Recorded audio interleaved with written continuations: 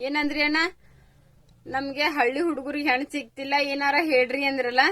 Okay, ಆದ್ರೆಲ್ಲ ನೀವು ಮದ್ವೆ ಆಗೋಕ್ಕಿಂತ ಮುಂಚೆ ಸ್ವಲ್ಪ ನಿಮ್ ಫ್ರೆಂಡ್ ಯಾರಾದ್ರೂ ಮದ್ವೆ ಆಗದವ್ರ ಮನಸ್ಸೊಳಗ್ ಸ್ವಲ್ಪ ಇಣಿಕೆ ಹಾಕಿ ನೋಡ್ರಿ.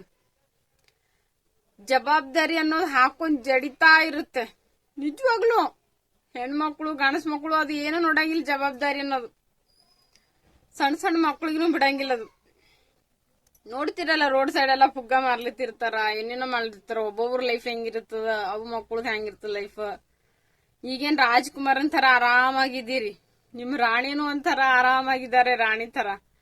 ಆಮೇಲೆ ಇಬ್ರದು ಮದ್ವೆ ಆಗೋದಿದ್ದೇ ಇದೆ. ಮದ್ವೆ ಆದ್ಮೇಲೆ ಅದೇ ನೌಕರ್ ಕೆಲ್ಸಾನೇ ಮಾಡೋದು. ಆಕಿ ಮನ್ಯಾಗ ದುಡ್ಕೋತಿರೋದು, ನೀವು ಹೊರಗ್ ದುಡ್ಕೋತಿರೋದು. ಆಮೇಲೆ ಪುಟ್ ರಾಜ್ಕುಮಾರ ಮತ್ತೆ ರಾಜ್ಕುಮಾರಿ ಇದ್ರ ಅಂದ್ರೆ ಮುಗಿತಾವ ಕತ್ತಿನಿ. ಅವ್ರಿಗೆ ಓದೋ ಬರ್ಸೋ ಸಲ ಪೂರ್ತಿ ಕತ್ತಿ ದುಡ್ದಂಗ್ ದುಡಿಬೇಕು ನೀವು. ಒಂದ್ ದಿವ್ಸ ಕೆಲ್ಸಕ್ಕೆ ಹೋಗಿಲ್ಲ ಅಂದ್ರೆ ನಡೆಯಲ್ಲ. ಈಗ ನೀವು ಒಂದ್ 10 ದಿವ್ಸ ಮನ್ಯಾಗ ಕೂತುರ್ಬು ನಿಮ್ಮ ಅವ್ವಪ್ಪ ಹಾಕ್ತಾರ.